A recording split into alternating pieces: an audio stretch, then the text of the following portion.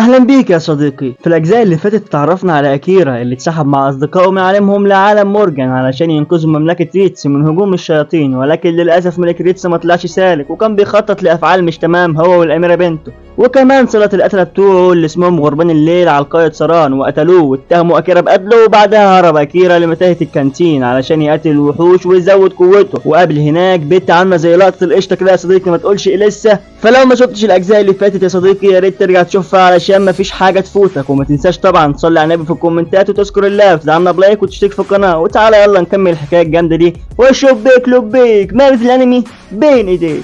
بعد ما اكيرا قدر يوجه ضربه قويه للتنين ووقعه على الارض، اتفاجئنا ان التنين بدا يخرج منه ضوء ابيض قوي جدا، وفجاه بيتحول لقط ازرق ضخم وبيكون لسه حي لكنه ضعيف بسبب الاصابات اللي تعرض لها في القتال، وبيكون عنده قدره مغير الشكل علشان كده بيتحول لتنين. وايميليا بتقول له ان نوع من الوحوش اسمه القط الاسود، فاكيرا بيقول لها انت عارفه كل ده من مهاره عين العالم؟ اصل المهاره دي عندي ومش بقدر اتحكم فيها وحاسس اني لازم ارفع قوتي. قالت له لا، وفجأة بيقطع كلامهم الوحش اللي بيتفاجئ اللي لسه حي وبيقول لهم انا مش عارف ازاي سمحت لجزمة محنين زيكم كده انهم يهزموني، انا بس قلت اتحول لتنين عشان العب شوية لكن شكلي زودتها في اللعب شوية. وبيتفاجئ اكيرا وبيقول قط بيتكلم سبحان الله. فالوحش بيقول له انا مش مجرد وحش بيجري ورا غريزته وخلاص، انا ملك الشياطين صنعني علشان اكون وحش فائق الذكاء. وهنا يا صديقي مش محتاج افكرك ان الخالق الوحيد هو الله عز وجل، وان مفيش غيره يقدر يخلق ناموسة، وان الحاجات دي مش من اسلامنا ولا احنا مؤمنين بيها. المهم اكيرا بيقول له انا قابلت وحوش من امثالك قبل كده. فالوحش بيقول له طب الكلمه دي ممكن اقبلها من القمر اللي جنبك دي، لكن ايه اللي ممكن يعرفه عيل تافه زيك كده لسه صغير في السن ما كملش قرن حتى؟ فاكيرا بيقول له انت لسه لسانك طويل ولو ما تلمتش هقطعهولك. فالوحش بيقول له اعمل فيها اللي انت عاوزه، لكن الاول لازم اوصل لك رساله ملك الشياطين اللي بيقول له فيها تعال الى فولكان ارض الشياطين سانتظرك في قلعتي في الاعماق.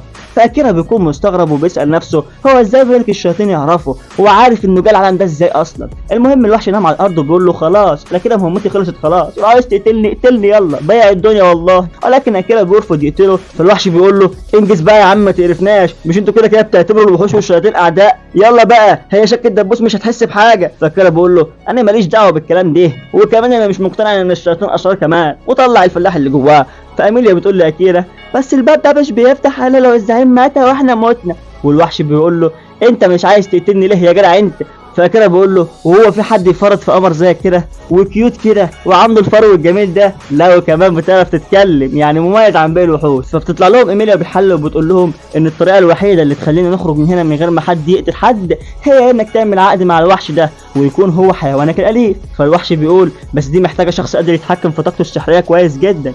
فاميليا بتقول له هو انت ما شفتش هو عمل ايه في من شويه؟ ده بالصلاه على النبي كان ولا ابراهيم الابيض، انا ما شفتش حد قادر يتحكم في طاقته السحريه كده غير البطل اللي في الاسطوره. وبيكون اكيرا قادر على انه ينفذ طقوس العقد، ولكن المشكله الوحيده انه لو فشل بنسبه كبيره هيموت هو والوحش كمان، ولكنه بيصر على انه يعمل العقد مع الوحش. فالوحش بيقول له خلاص بقى انت حر، ما تجيش تعيط لي بقى لو متنا احنا الاثنين. فاكيرا بيقول له موضوع انت بتتكلم كانه مش فارق معاك المده مزهقني من زمان. فالوحش بيقول له علشان انا عارف كده كده وجودي ملوش لازمه فمش مهم لو مت. كارف يا عم. هو بيبدا كده يعمل طقوس العقد وبتكون اول خطوه انه يسمي الوحش اسم، فبيقرر يسميه يورو.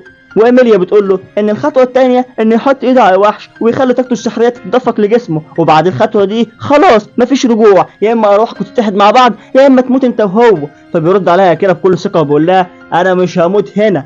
هو بيبدا فعلا يحط ايده على يورو وينفذ طقوس العقد، وفجاه بيلاقي نفسه جوه ذهن يورو، بيشوفه واقف على انقاض مدينه عمال يحرقها ويقتل في ناسها وبيهد في مبانيها. فبيروح اكيرا عليه وبيحاول يوقفه لكنه بيهجم على اكيرا وبيرميه بعيد وبيقول له طلع سيفك وتعالى اقتلني عشان انت لو مت هنا مش هيبقى منك غير جثه معفنه، وان ما عندكش اختيار تاني علشان تعيش. وبيكمل هجوم على اكيرا وبيضربه ضربه من قوتها بتخلي ودنه تنزل في الحياه الحقيقيه. فبيروح اكيرا ناحيه يورو وبدل ما يهجم عليه بيسمح له بانه يطعنه طعنه قويه جدا بمخالبه الحاده. فيورو بيقول له ليه كده؟ الموضوع كله كان هيخلص لو انت قتلتني. فاكيرا قال له لا انا مش عاوز اقتلك وعارف ان انت كمان مش عاوز تقتلني. فيورو بيقول له لكن انا وحش والقتل دي غريزه عندي والذكاء ما بيقدرش يمنعها. فاكيرا بيقول له كونك وحش مش معناه انك تقتل باقي الاعراض، وانا متاكد انك طيب وزهقت من العيشه دي. وانا هبقى معاك وهراقبك دايما عشان ما اسمحلكش تعمل كارثه زي دي تاني. وبعدها بيفوق اكيرا وبتكون طقوس العقد تمت بنجاح، وبيظهر على ايده رمز مطابق للرمز اللي على جبين يورو، وبيكون ده رمز العقد اللي ما بينهم. وبعدها بيتعرفوا على بعض وبتتفتح بوابه وبتكون دي مخرجهم الوحيد من المكان ده، وبيتفقوا انهم يقعدوا يرتاحوا ويدردشوا مع بعض شويه لحد ما يورو يتعافى من اصابته ويخرجوا مع بعض. وبعد كده بنروح لتسوساكا والشباب اللي خرجوا معاه علشان يقتلوا ملك الشياطين، وبيكونوا وصلوا في رحلتهم لحد قرية اسمها ياماتو، بيقولوا انها من تأسيس سابق، وبيفرحوا جدا بالمكان وبيجربوا هدوم جديدة وبياكلوا. وبعد كده بيقرروا يقولوا كلمتين جد، فتسوساكا بيقول لهم احنا فلوسنا بدأت تخلص ولازم ندور على شغل، فبيقترح واحد منهم انهم يشتغلوا مغامرين وانهم يقدروا ينفذوا مهمات وياخدوا عليها فلوس لو سجلوا نفسهم في النقابة. فبيقول له تسوساكا احنا كده حلينا مشكلة الفلوس، دلوقتي احنا كمان محتاجين نجمع معلومات اكتر عن العالم ده، فمحتاجين نقرا الكتب ونسال الناس. فواحد فلاح بيقول له فكركم بقى في كتاب يساعدنا نرجع لعالمنا؟ فالساقة بيقول له انا شايف ان اسرع طريقه نرجع بيها عالمنا هي اننا نهزم ملك الشياطين، لان الملك والاميره هم اللي استدعونا لحد هنا، يبقى اكيد هم اللي يقدروا يرجعونا، ولو بقينا ابطال اقوى هنقدر نفاوضهم. وبيقول انهم اول ما يجمعوا فلوس ومعلومات مناسبه هيسافروا لقاره الشياطين. فكيوسوكي بيقول له مش هينفع نروح من غير لما نقابل اكيرا الاول، وان قوه الحدس اللي عندي بتقول لي انه اقوى مننا كلنا، ومواجهه ملك الشياطين من غيره هتكون خطيره جدا. ومعظمهم بيوافقوا على اقتراحه، ولكن واحد فيهم بيقول بس دي ممكن يكون هو قاتل القائد سرار. فكيوسوكي بيقول له كلنا فكرنا التفكير ده قبل كده عشان كنا تحت تاثير اللعنه، ولكنه طلع بريء ما عملش حاجه. وبعد كده بيتناقشوا اذا كان اكيرا هيتعاون معاهم اصلا ولا لا. فتسوكا بيقول احنا كلنا عارفين اكيرا وعارفين انه اقوى مننا كلنا، ولكن انا ما اتوقعش انه يتعاون معانا، لان هو زمان من حضانه ولحد دلوقتي لسه ما اتعرفش عليا. والكل بيكون متفق ان اكيرا ده عيل كئيب وانطوائي وبيحب يعمل كل حاجه لوحده. وبعد كده تسوكا بيكمل وبيقول من الواضح كده ان سيف البطل هو السلاح الوحيد اللي يقدر يهزم ملك الشياطين، ولازم عشان نعمل كده نتعاون مع بعض كفريق، لكن مفيش سبب يخلي اكيرا مضطر يعمل ده بسبب فرق القوه الكبير اللي بيننا وبينه، فعلشان يتعاون معانا لازم نكون قده في القوه. وكلهم بيوافقوا وبيتفقوا انهم يفضلوا في نفس القريه اللي هم فيها لحد ما يقابلوا اكيرا، وهيقضوا الوقت ده في التدريب وقتال الوحوش اللي في المنطقه اللي هم فيها علشان يبقوا اقوى. وبعد كده بينتقل بينا المشهد بفلاش باك عن ماضي ايميليا اللي بنتعرف انها كانت من العائله الملكيه، وان اختها الصغيره انقلبت عليها وكانت بتطاردها عشان تقتلها، لكن ايميليا كانت بتستخدم مهاره الجاذبيه بتاعتها وبترمي نفسها في البحر وبتهرب. وبعد كده الموج بيرميها على الشاطئ، وساعتها بياكلها سلايم ضخم، ولما فاقت لقيت نفسها قدام اكيرا وبتقول انها بتشكر السلايم ده جدا عشان خلاها تقابل اكيرا، تحسها كده يا صديقي لو بطلت محنه هتتشال. فاكيرا بيقول لها كفايه هزار لحد كده، انت لازم ترجعي وطنك وتسوي الامور بينك وبين اختك. فقالت له مستحيل، انا خلاص ما عادش ليا بيت ارجع له، انت البيت الوحيد يا اكيرا. طبعا قالت الكلام ده في سرها يا صديقي. فبيقول لها المشاكل العائليه دايما بتكون معقده، لكن العائله دايما بتقدر تسوي امورها. وبيقول لها ان هو كمان عنده اخت صغيره، وبنرجع بفلاش باك وبنعرف قد ايه هو كان عاطف عليها جدا، وانه كان بيحرم نفسه في النوم عشان يشتغل ويجيب لها حاجه جديده، والموضوع ده كان بيضايقها جدا علشان هي كانت بتبقى عاوزه تشوفه مرتاح. فيورو بيساله انت عيلتك دي في عالم تاني؟ فاكرة بيقول له بتمنى اني ارجع تاني واشوفهم في اقرب وقت، لكن في حاجه لازم اعملها الاول عشان انا ما كنتش شخصيه بارزه في العالم بتاعي وما كانش في حد بيكون واخد باله مني، فمنطقي جدا ان مهاره الاختفاء تكون اقوى مهاراتي، ولكن مع ذلك راجل بس واحد لقاني وعلمني ازاي انجو في العالم ده، ولكن ولاد الهرمه دول قتلوه بدم بارد واتهموني في قتله، وبيلوم نفسه انه كان سبب في موت القائد سران لما كشف نفسه وورطه. وبتخرج منه يا صديقي طاقه سحريه هو بيتكلم بسبب غضبه وبتعطشه للدماء والانتقام، وبيقول انا مش هرجع للبيت قبل ما انتقم له منهم. هو بيكون خلاص بيخرج عن شروره، ولكن ايميليا بتنده عليه وبتفوقه، وبنكتشف ان ايميليا ويورو بيطلعوا عارفين القائد سران، وانه كان مشهور جدا بين قاده الفرسان. وبعد كده بنلاقي اكيرا بيخلع الجوانت بتاعه وبيضرب بها يورو، فيورو بيقول له وده من ايه ده يا ابن الهبله؟ فاكيرا بيقول له انا كنت بحب العب مع القطط بالطريقه دي، قلت الطف الجو شويه بعد النكد اللي كنت بتحكيه ده. وبيفضل يلعب معاه هو وايميليا، وبنعرف ان يورو واكيرا لو حد فيهم مات التاني هيموت معاه لان ارواحهم بقت مرتبطه ببعض بسبب العقد اللي كتبوه، لكن الميزه انهم يقدروا يكملوا بعض بالتخاطر في اي وقت مهما طالت المسافه ما بينهم. وبعد ما يورو بيتعافى بيقرروا يخرجوا، لكن مش بيبقوا عارفين المخرج ده هيوديهم على فين. فيورو بيقول في الزمن ده ما عادش فيه غير عدد قليل جدا من الشياطين اللي يقدروا يصنعوا الدوائر السحريه دي ويشغلوها. فبيقول اكيرا انه شكله عشان يحقق انتقامه لازم يزور عالمهم ويطلب منهم انه يصنعوا له دايره سحريه، وانه لما يقابل ملك الشياطين هيعرفوا ان يورو قدم همته. فبتقول ايميليا انها تعرف ان الدوائر السحريه تقدر تنقل الشخص من المكان اللي هو عاوزه، لكن لو استخدمها اكتر من شخص بتحقق امنيه واحده بس منهم. فاكيرا بيقول لها يبقى احنا مش هنعرف احنا رايحين فين غير لما نوصل. فبتتمحون عليه وبتقول له ما يهمنيش المكان اللي هنروحه، اللي يهمني ان اكون معاك. لكنه بيرد عليها زي الدبش وبيقول لها انت عاوز تبقى معايا بس علشان من غيري هتجوعي، وبيقرروا انهم خلاص يستخدموا الدائره السحريه علشان يخرجوا. واكرا بيكون نفسه يتمنى انه يرجع لاهله، ولكنه بيشيل الفكره دي من دماغه لحد ما بيحقق انتقامه الاول. وبالفعل بينتقلوا من المكان اللي هم فيه وبيلاقوا نفسهم قدام شجره كبيره وبتكون علامه مميزه على انهم في بلاد الالف دول اللي هم العفاريت يا صديقي. فايميليا بتتضايق جدا وبتتوتر وبتقول انا ما كنتش عاوز ارجع دلوقتي. وفجاه بنلاقي حد مستخبي في الاشجار وبيصوب سهم عليها، ولكن اكرا بينقذها منه وبيروح يهجم عليه وبيقول له لو اتحركت من مكانك هقطع لك راسك. وبيطلع واحد ايميليا تعرفه اسمه ليام وبيقول انا كده اشوف ايه الضوء الغامض اللي ظهر فجاه ليه. فلقيت المجرمه اللي هربت واتخلت عن بلادها وبيقول اهربي تاني زي ما عملت قبل كده. فاكرا بيقول له انت رغاي قوي اخرس بقى مش ناقص صداع، وبيقوم ضربه على دماغه فبيغمى عليه.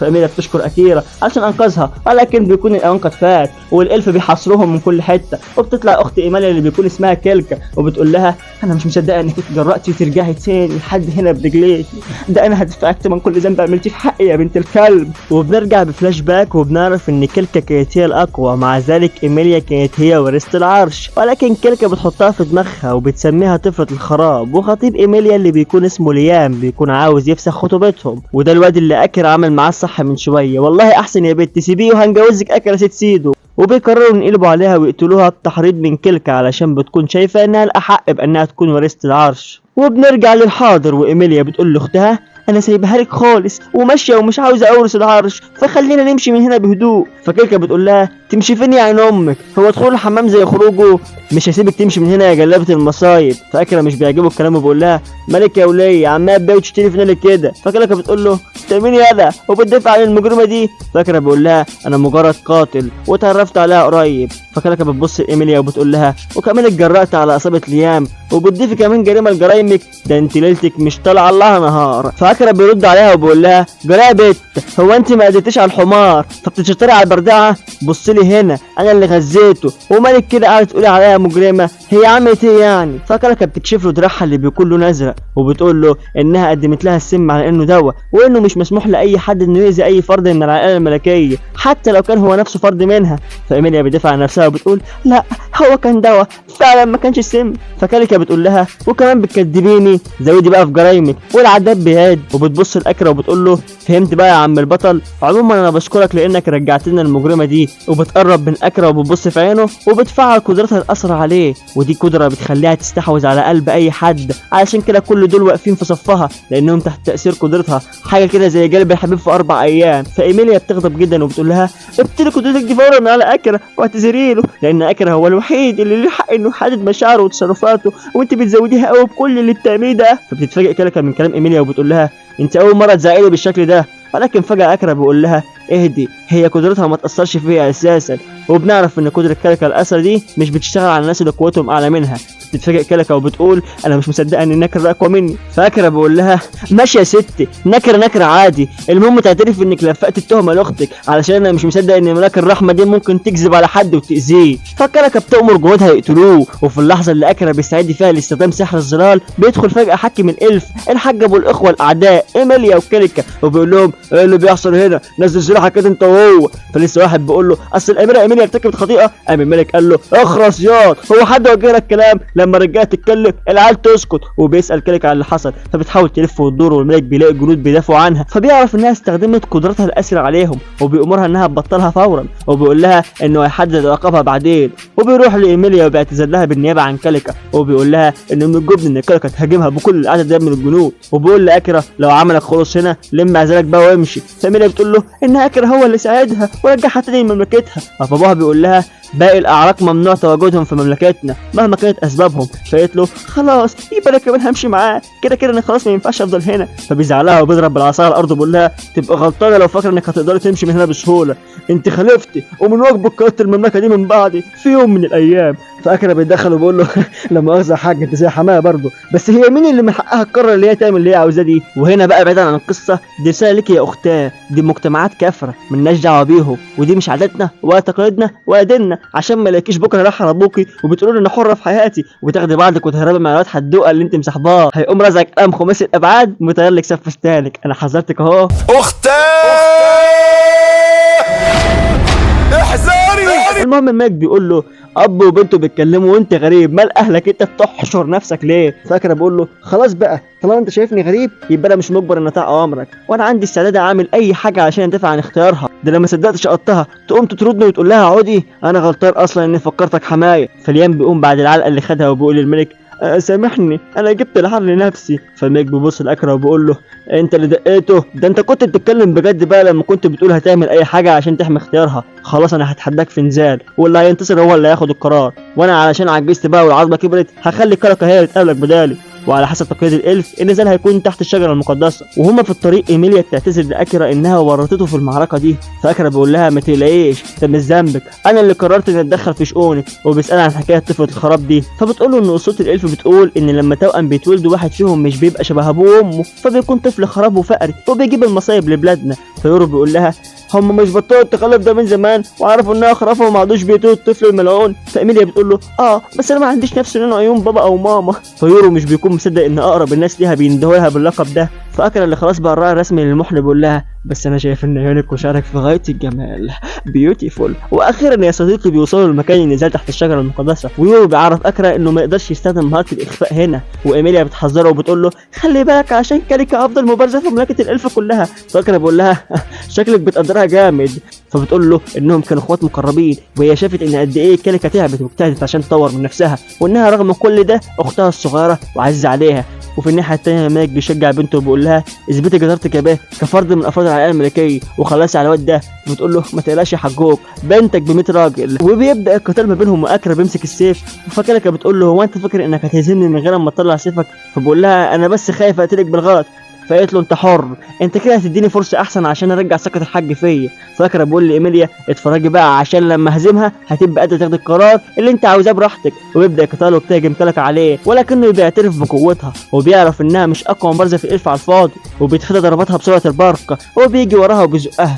فهي بتقول له انت فاكر ان ده قتال سهل؟ فاكره بقول لها بطلي كلام كتير بقى واستسلمي قبل ما تتعوري. فبتقوم مفعله قوه عنصر الرياح وبتهجم على اكرا بهجوم قوي، لكنه بيقدر يتفاداه. وبنعرف ان ده هو السحر الوحيد اللي كراكا بتقدر تستخدمه، وانها حاطه تركيزها كله فيه علشان تقدر تتقنه. وبتفضل تهاجم على اكرا وهو بيتجنب هجماتها. وفجاه بيسالها هي بتبكي ليه؟ فبتقول له انت مش شايف الابتسامه اللي من الودن للودن؟ قال لها هو انت بتسمي دي ابتسامه؟ وقام مغفلها وكعبلها ووقعها على الارض. وفجاه بتلاقيه وراها وبيقول لها كفايه بقى اختك لسه بتقدرك وتقدري تصلحي علاقتك بيها. لكنها بتقول له مستحيل ده يحصل، مستحيل اصلح البنت اللي خايف مني كل حاجه. وبتهجم عليه بكل قوتها، وهو بيحاول على قد ما يقدر يصد هجومها من غير ما يأذيها، ومن شدة هجومها بيأثر على كل الموجودين. واكرا بيطلب من يورو يحمي ايميليا. وبنرجع بفلاش باك وبنعرف ان ايميليا بنت اسطوريه، والاسطوره بتقول انها وسيطه روحيه وانها تقدر تغير العالم، وان موهبتها دي هتخلي المملكه تزدهر. ومن ساعتها وكلكا غلط منها واعتبرتها عدوتها. وبنرجع للحاضر وبتكون كلكا مستمره في هجومها، وبيروح ليام لايميليا وبيديها حاجه وبيقول لها تستخدمها عشان تنقذ بيها كلكا.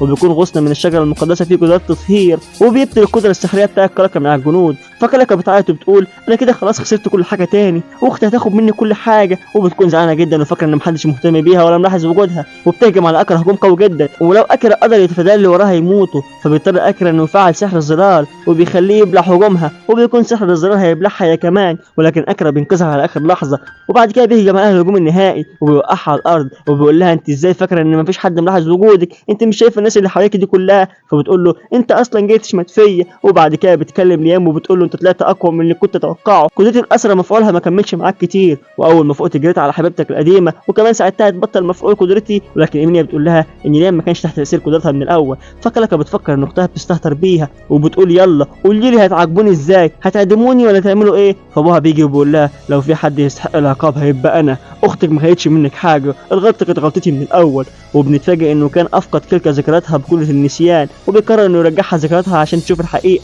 وبتشوف انها زمان وهي طفله لما كانت بتتدرب راحت متاهه علشان ترفع فيها قوتها، ولكن في شخص غامض بيديها قنبله دخانيه وبيقول لها انها تستدعي بها وحوش مناسبه علشان ترفع قوتها، ولكنها بتستدعي وحوش قويه جدا ومش بتقدر عليها، وبتخرج من المتاهه بسرعه، ولكن الوحوش بتخرج وراها. وبيجي ليام وباقي الجنود عشان ينقذوها، ولكن في وحش بيقدر يطعن ليام في بطنه وبيقع وكان هيموت. وكاليكا ما كانتش مستحمله انها بتشوف ليام بيموت قدام عينيها، والشعور بالذنب كان هيدمرها، عشان كده ابوها اضطر يمسح ذاكرتها. ولحسن الحظ قدرت ايميليا تستخدم سحرها وتنقذ ليام. ومن ساعتها كاليكا حست ان الكل انقلب عليها، وده ما كانش بس علشان اختها طلعت وسيطه روحيه، لكن علشان كانت هي الوحيده اللي ما تعرفش الحقيقه، لانهم عشان يتاكدوا انها ما تكتشفش اللي حصل كلهم بعدوا عنها. ابوها بيقول لها لو كنت قدرت تفوزي في النزال ده كنت تقدري تفتخري بنفسك من غير ما تستخدمي قدرتك الاسره، وانه كان نفسه ان ده يحصل قبل ما يكشف لها الحقيقه، لكنه اضطر يكشف لها في النهايه بطريقه ما كانش يتوقعها.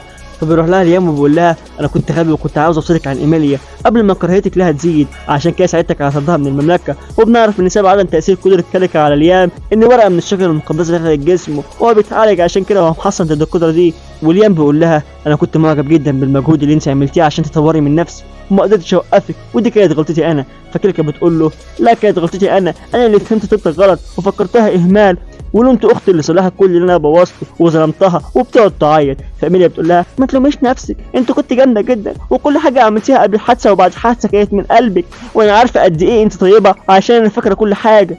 فكاليكا بتعيط وبترمي في حضن اختها وبتتذلها، وباقي الجنود بيجروا عليها عشان يعالجوا اصابتها من قتالها مع اكيرا. وبعد كده مايك بيعمل حفله ترحيب لاكيرا عشان قدر ينتصر في النزال، وبتكون ايميليا لها الحق تاخد قرارها بنفسها وتعمل اللي هي عاوزاه، وبتقرر ايميليا انها تفضل مع اكيرا. والمايك بيساله ايه المكان اللي هو هيروحه، فاكيرا بيقول له انه يروح لقاره الوحوش لان يورو قال له ده افضل مكان يقدر يجيب منه اسلحه.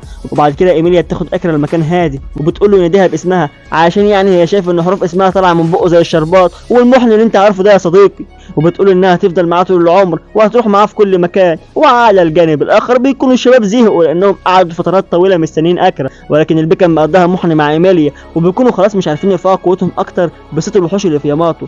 فالجيل بيقول لتسوكا وكوزوكي ان باقي الشباب هيكونوا عاوزين يطوروا اسلحتهم، وده معناه انهم رايحين لقاره الوحوش. وهنا يا صديقي بيكون انتهى فيديو النهارده. فيا ترى ايه اللي مستني اكيرا وايميليا في قاره الوحوش، وايه المغامرات اللي هيخوضوها هناك، وهل هيقابل اصدقائه هناك ولا لا؟